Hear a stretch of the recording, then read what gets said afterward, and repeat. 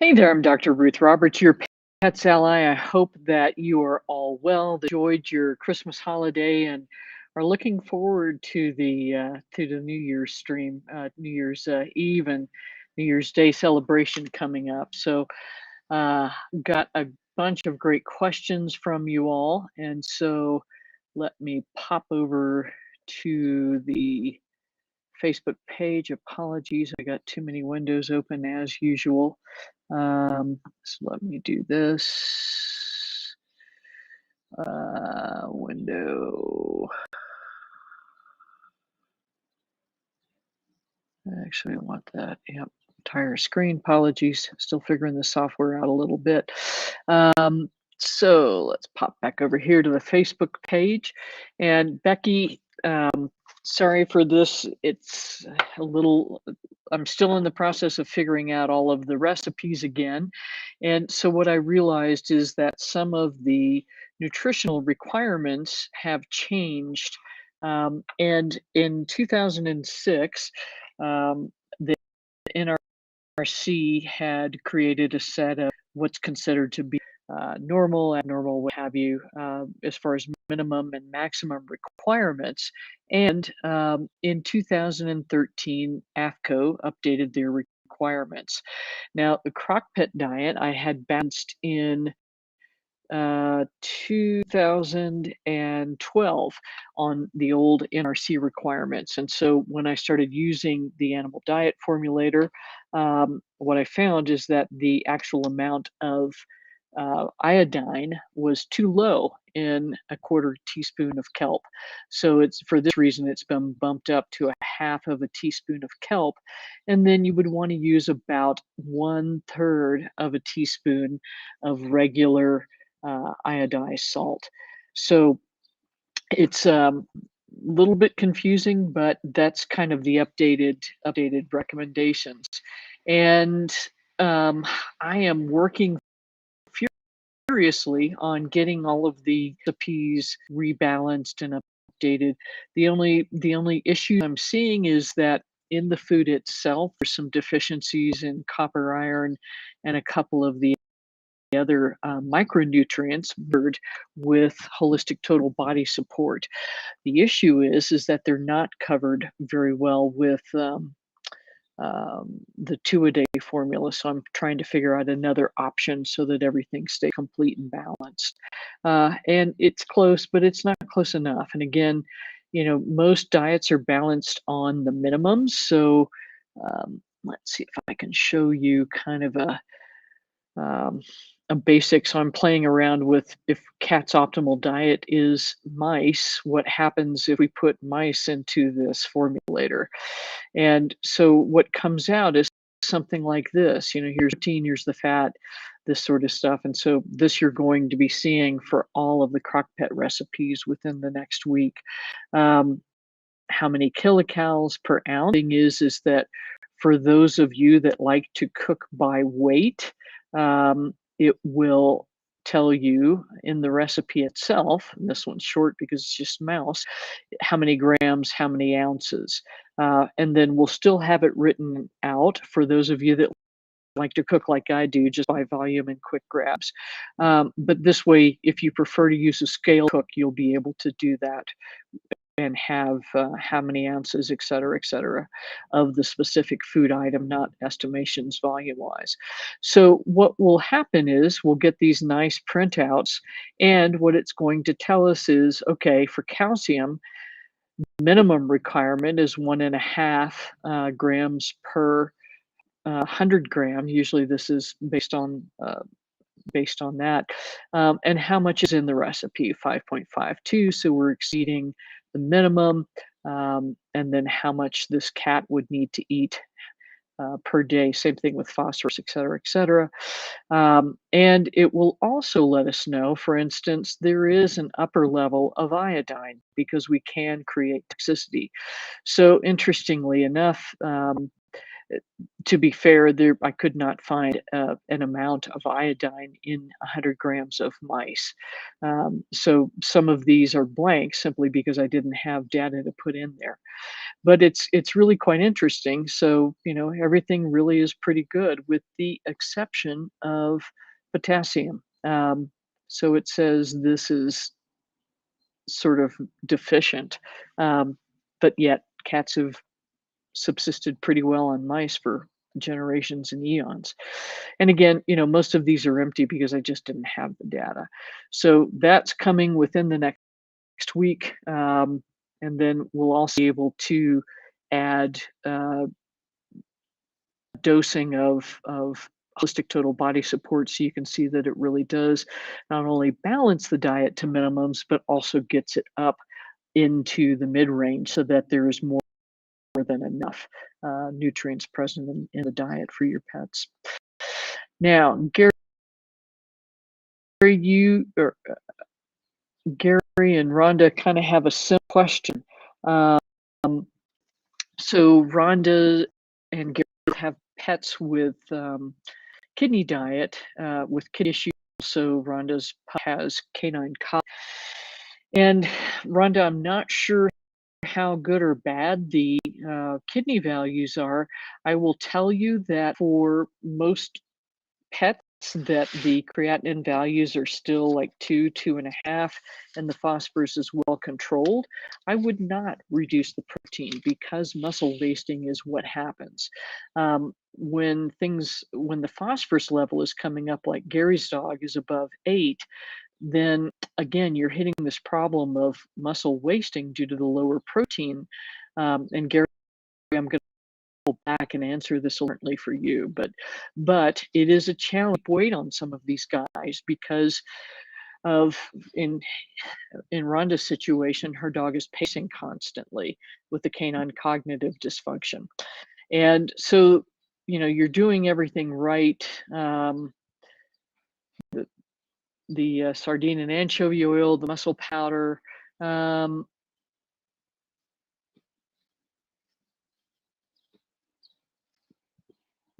so what do you do to keep weight on? More carbs, as Christy says, and as Jamie says, sometimes partial kibble. And then the other thing is more oil. So you can use something like a teaspoon of, um, I'm not sure how much your pup weighs, but a teaspoon of oil for a mid-sized dog per meal is not a bad thing. Um, and then I would add add as much carbohydrates. If she's sounds, you could use a tablespoon of oil per meal, and you would want to work up to this gradually. Now, to help stop the pacing, because that's just not fun for anybody, there's several things you can do. One is melatonin. um, and I've talked a lot about this on iPets Ally, so for specific, you can look at that. The other thing is too is that in our holistic pet health protocol, there's an anxiety protocol which may have some information in there for you. You can also, one is canine system, and then liquor call. So the chews you mentioned are terribly effective. This has been much more effective. Definitely CBD oil.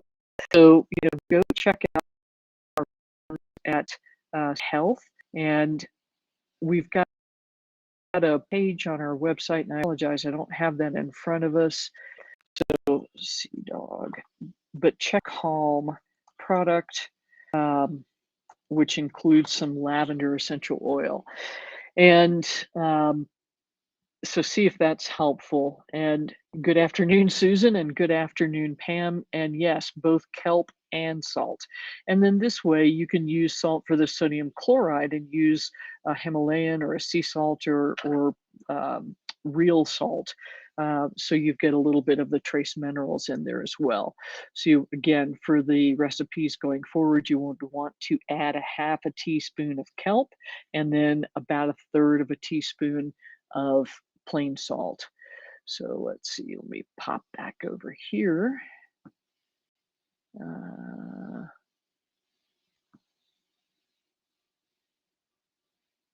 I got too many windows open still. Go back to our Facebook group and answer some more questions. So I hope that's helpful, because that is so frustrating when you've got that pacing going on. It's exhausting for you. It's exhausting for your pup.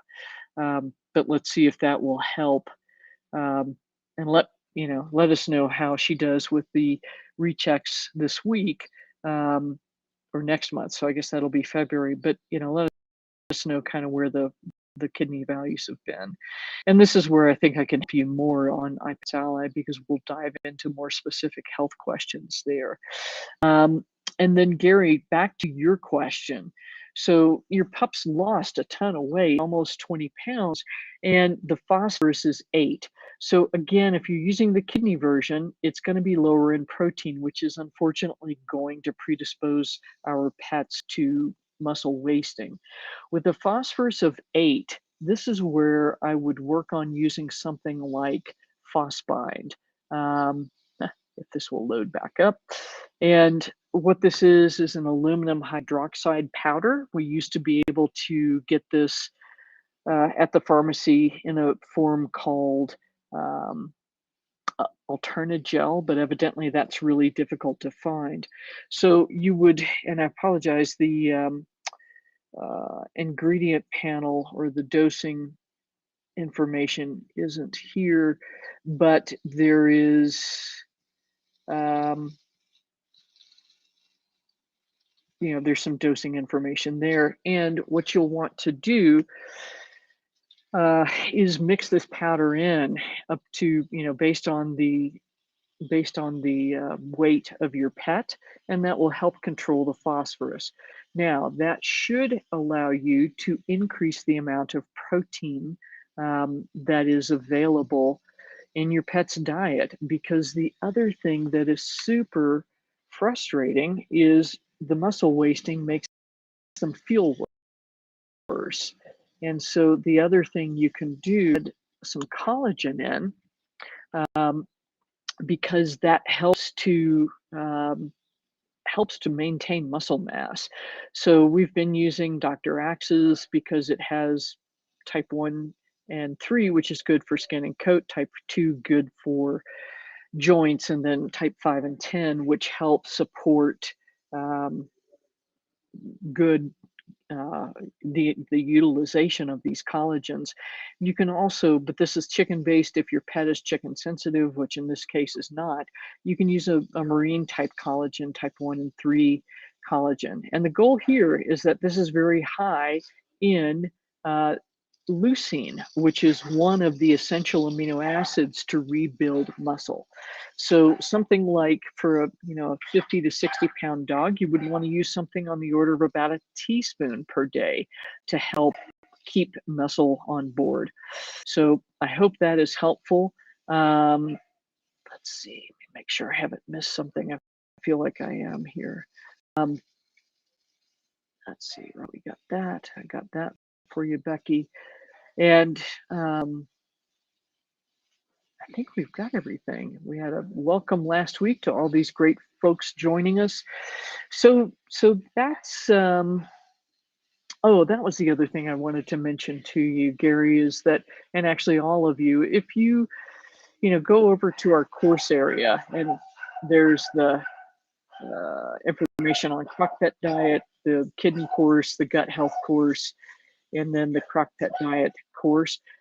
We have these holistic health protocols. And so if you click on that, you end up with this page of different protocols. And then in the kidney one, there's a few other suggestions here as well. So if you're not familiar with this, go check it out. I'll drop this in. But again, high doses of EPA and DHA omega-3 fatty acids, supporting the gut with some sort of a probiotic. And I've been really liking the phytospore. And then quercetin has been a huge home run for many pets as far as supporting creatinine levels to either stay the same or in many cases bump up. And the other thing that can be super helpful, I wanted to say hi, is canine renal support. Or feline renal support if you have a kitty. But both of these products have really been super helpful for uh, getting getting some additional support, nutritional support into your pet's body. So I think that's what I have for you this week. We are let me turn that off. We've got another end of the year sale. Um, let's see, there's the Calm product. I forgot to put that in. Let me put this in here for the kidney support product. And Pam's asking, is any other source of kelp other than the tiny capsules? And Pam, yes, one of the better ones we found is now kelp powder, which we will be um, bringing into the store. But it's really a good quality product, and that's what I'm basing the half of a teaspoon off of. So we'll be adding this into our store just for ease, but this is something you probably want to consider because it's a great quality one, uh, and really does a great job at balancing things. So I think that's all I've got for you this week. Any questions I haven't covered for you about CrockPet Diet? Um, yeah, it's been so. Well, I'm just going to make sure give it a couple of seconds and make sure everybody's cool. But it's been a real interesting thing getting these diets. I'm really grateful to actually have software that works specifically for um, the AFCO normals, if you will, the minimums and maximums, because that just makes it so much easier. Um, so it's been a little bit of a head bender getting it all figured out, but I'm pretty close to getting things finished up. But I was happy again to see really the only big change was in the iodine. So looks like that is all for this week. So if you are an iPets Ally member, we've got our monthly meeting on Zoom, which I think that Hannah put the link for that in our iPets group and sent out via email. So I will see many of you over there in just a few minutes. So until next week, remember your pet's best health starts in the bowl. I'm Dr. Ruth Roberts.